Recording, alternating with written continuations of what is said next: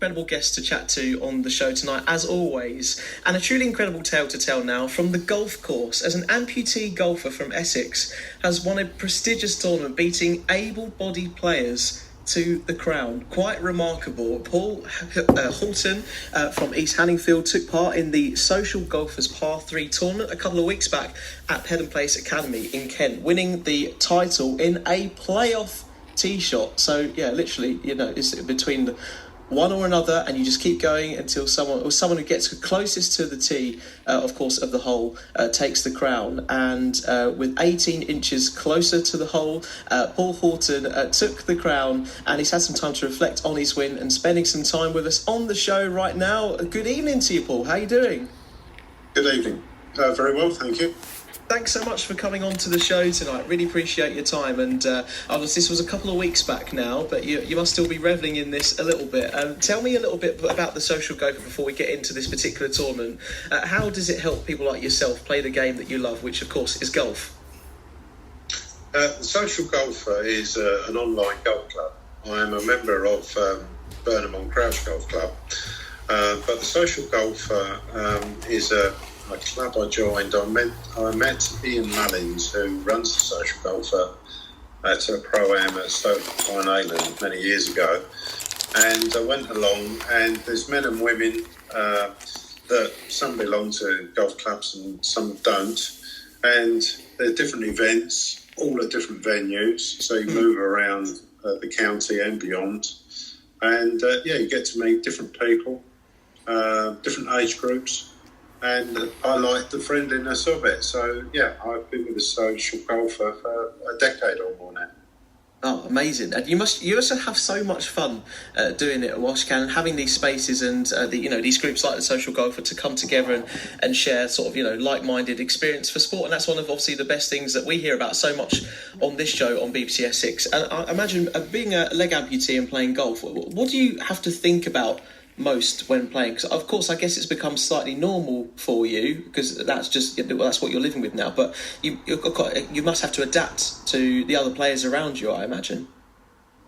I think I never played golf before I lost my leg. Okay. And I think for golfers that become disabled, it may be a bit trickier, although some may be able to adapt. So I went to a coach. I tried to figure things out for myself, and I think all golfers know trying to sort stuff out for yourself or watching YouTube or reading books is all very well, but you need to go to a coach. So I played at that time at Ribbenhall Oaks in Whittam.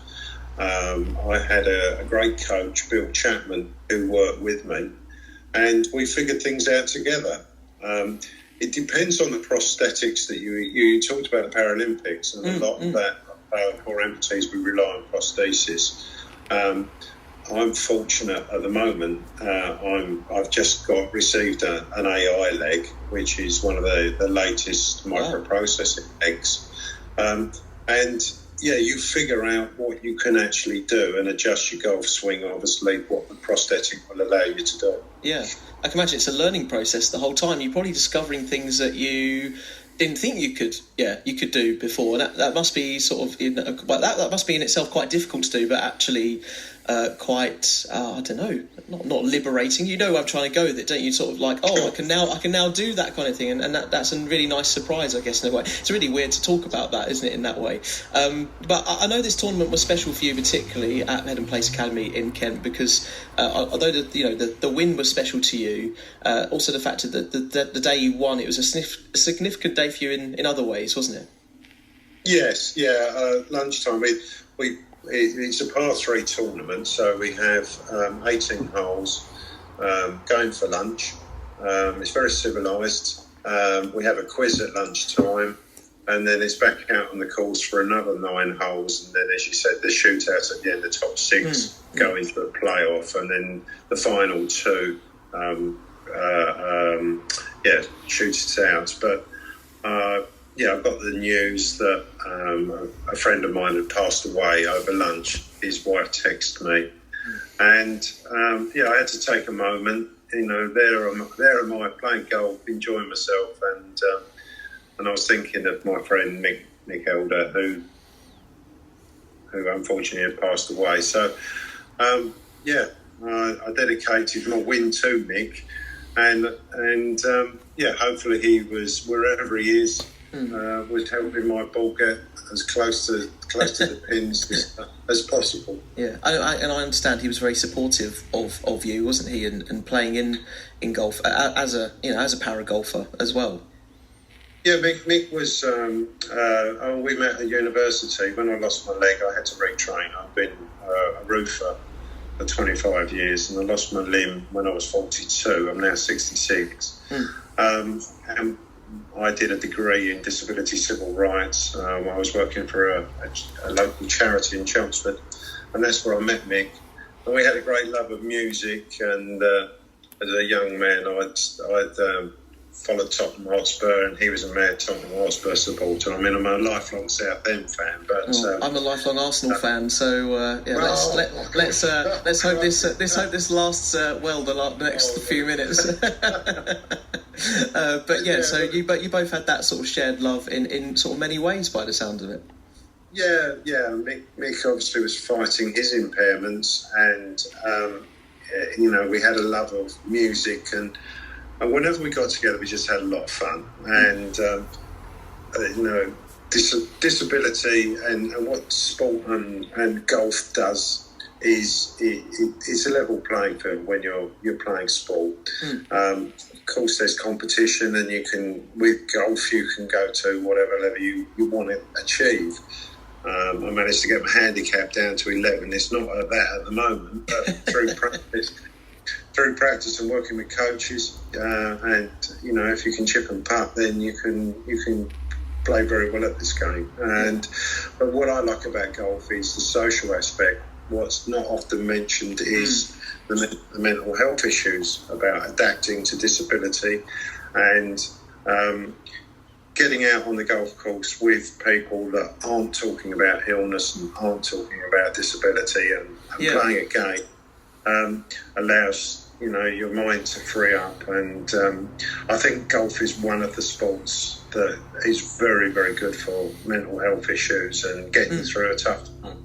And I assume it sounds very much like they treat you like you're just any other player, sort of thing. I mean that obviously in a respectful way, They're my friends, and Burnham. Why I love Burnham so much is, we had the Captain's Day on Saturday. It was a howling gale on Saturday, but everybody is so friendly and supportive. Yeah, they ask about the leg, and I talk to them and give them some educational prosthesis if that's what they want to hear. But yeah, I'm just Paul. They don't see me as a disabled golfer. I'm just part of a club, and the same with the social golfer. Everybody's friendly, everybody's welcome, and that I am above the amputee is not important. Finally, Paul, it's been a pleasure to chat and catch up with you. Not chat you up, that would be something completely different.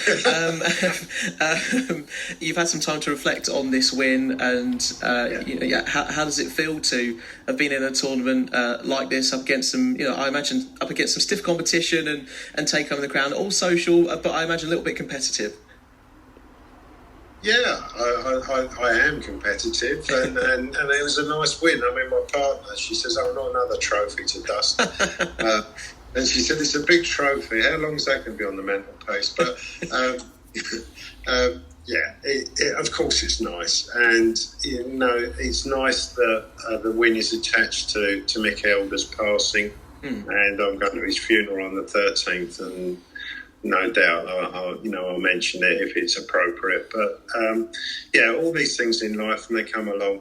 With golf, one day you go out and you play fantastic. You think you're Tiger Woods, and the next week you're awful. And you can never predict how you're going to play, and that's the beauty of golf. reality comes back down to earth. Paul, thanks so much for sharing your story with us, and congratulations, and all my best wishes are with you for your friend's funeral, and I hope it goes well, and you get to remember it in the way you like. Thank you so much. That is Paul Houghton on from East Hangingfield, who took part in the Social Golfers tournament, Golfers tournament a couple of weeks back, winning the title in the playoff tee shot there. Incredibly inspiring story here on the show tonight.